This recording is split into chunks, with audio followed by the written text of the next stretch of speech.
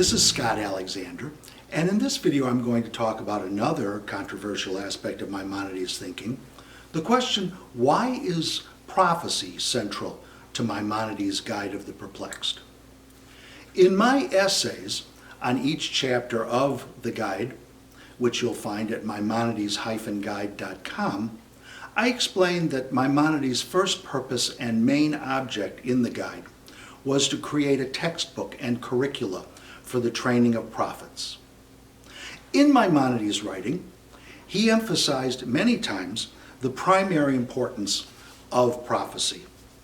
For example, right at the beginning of Maimonides' introduction to the guide, he stated that his purpose was to explain the meaning of certain terms from the books of prophecy and to explain very obscure parables in those books. Those obscure parables were the means by which the prophets conveyed their messages. In the Bible, we learn that there were schools of prophets. Their students presumably studied those obscure parables and that terminology that Maimonides mentioned. Maimonides also required Jews to believe in prophecy in the sixth of his famous 13 Principles of Faith. The sixth principle reads, "There exist human beings who have such lofty qualities. They are the prophets who are in total control of their impulses and achieve such great perfection that their souls become prepared to receive pure intellectual wisdom. Their human intellect can then become bound up with the active intellect and receive an inspired emanation from it. This is prophecy, and those people who achieve it are the prophets." We see that the Torah testifies to prophecy. In the guide, we learn that prophecy precedes Torah. He wrote, "The fundamental belief in prophecy precedes the belief in Torah, for without prophecy there can be no Torah." It should be understood that Maimonides was a kind of proto-Zionist who wanted to restore Jewish sovereignty and temple worship in a Torah-guided nation in Israel. Those concerns included the hope for a messianic restoration. But this presupposed the restoration of prophecy in Israel. Now, I know what you're thinking. How can the guide really be about prophecy? Isn't prophecy something like superstition or voodoo? No. Maimonides fought against vulgarization and perversion of Judaism by the cheap purveyors of magic. He frequently wrote against superstition, astrology, against false messiahs and false prophets, but he always championed true prophecy. Prophecy is not only about divining the future. It's an experience that goes beyond common sense without being irrational. Prophecy sometimes appears in the form of inspiration, which is one of Maimonides' 12 levels of prophecy. Inspiration is the necessary partner in the pursuit of reason, opening vistas that would be otherwise unreachable. We all seek inspiration in our lives, our jobs, our scientific and creative endeavors. That's why we should be interested in Maimonides' investigation of the way inspiration and prophecy work. One of my commitments is to favor mystical readings in the guide. Professor Moshe Idel ended the academic dispute over the historical origin of Jewish mysticism in his book Kabbalah, New Perspectives, demonstrating that core Kabbalistic themes go back to pre-Talmudic times. I contend that Maimonides never abandoned that intensely spiritual perspective, but rather cleansed its language of alien and grossly physical admixture. Maimonides was concerned about the effects of exile on the Jewish people. He thought that during conditions of exile, prophecy would be interrupted. The prophets would have no access to divine illumination. He wrote, "Our prophets say inspiration doesn't come upon a prophet when he is sad or languid. These same circumstances, the prevalence of sadness and dullness, were undoubtedly the direct cause of the interruption of prophecy during the exile. This is a real fact. and the causes are evident. The prerequisites of prophecy have been lost. But Maimonides thought that there could again be, with the end of exile, a rational, lawful, free society whose members would no longer be sad or languid and would be free of the chaos fragmenting their thought. Freed from the prevalence of sadness and dullness, the prophetic message would no longer be interrupted.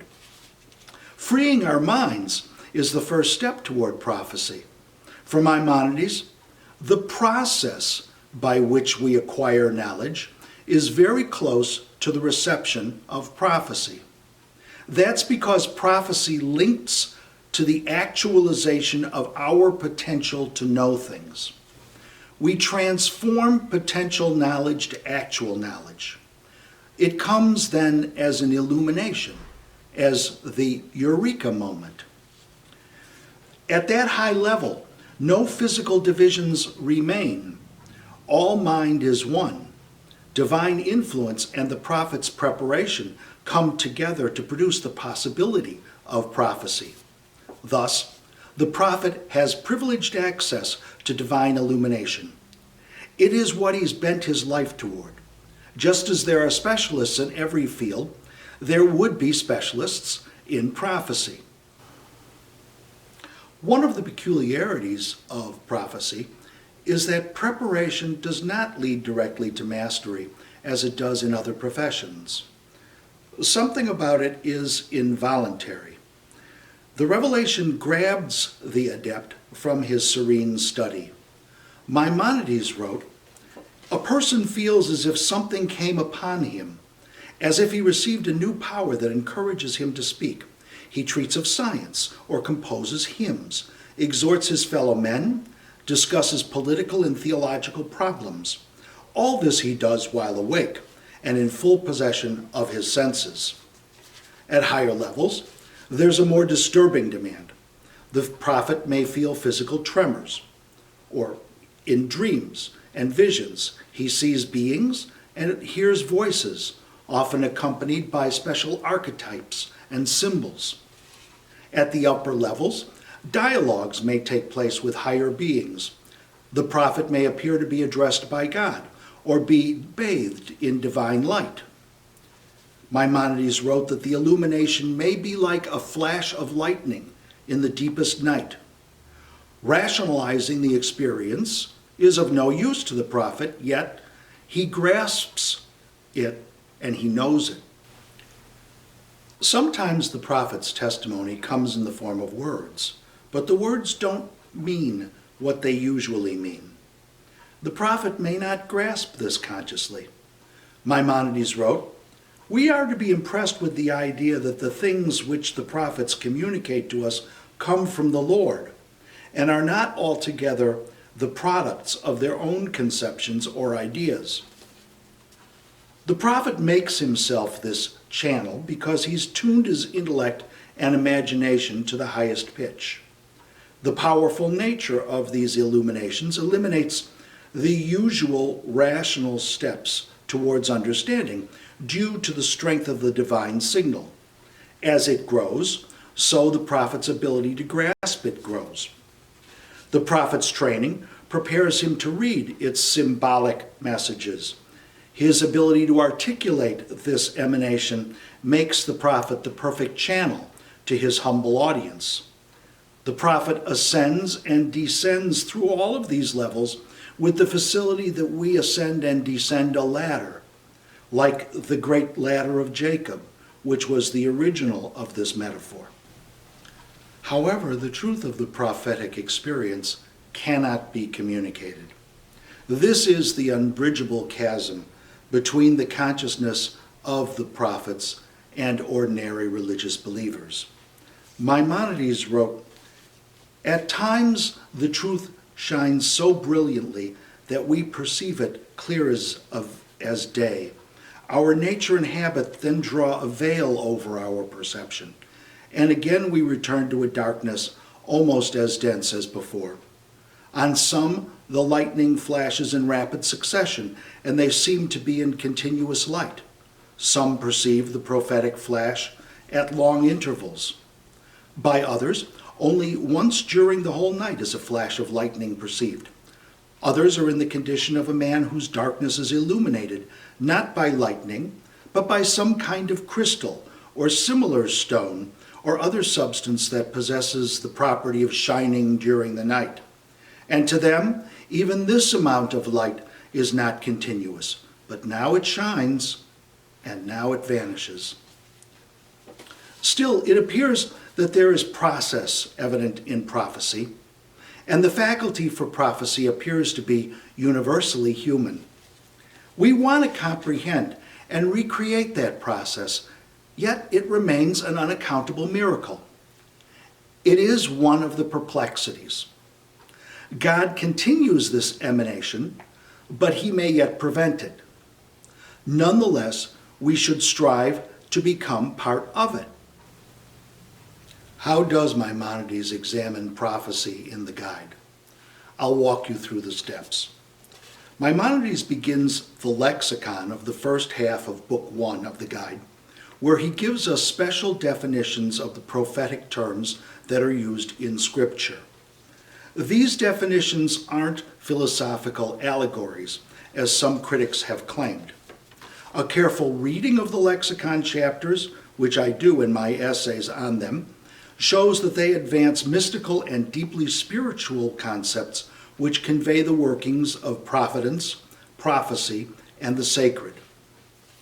Continuing to the very center of Book 2, and therefore the center of the guide, Maimonides announced his prophetic system and its internal structure. Coming to Book 2, we will also see why Maimonides had to cleanse Aristotelian philosophy of its false views on God and creation, and why he made it part of his prophecy education. He integrates Aristotle's successor's account of mind and matter in his theory of prophecy, but in the process, he overturns philosophy. Coming to Book 3, Maimonides discovers that otherwise inexplicable Jewish laws reject the pagan abuse of prophecy. At the end of the guide, we learned how Maimonides conducts the prophetic student to the cultivation of divine inspiration through a type of guided meditation. Thus, in brief, we should recognize the centrality of prophecy in every section of the guide. The marvelous and the sacred are present in each moment of prophecy and the prophetic pursuit. It's possible to catch that transcendent moment in each chapter of the guide. The student should strive to find that sublime moment. Thank you very much for listening. I hope you've enjoyed this video. You may contact me at scottmalexander@rcn.com with comments, questions, and criticism. Click on the description panel for this video on YouTube to see links to documents that I've mentioned in this video. Please visit my website, maimonides-guide.com, to see my commentary essays on each chapter of Maimonides' Guide of the Perplexed, now completed through the entire first book. There you'll also find associated podcasts, videos, important links, and other writings. And of course, please like this video, tell your friends, share it, subscribe, and hit the YouTube notification bell. Thank you.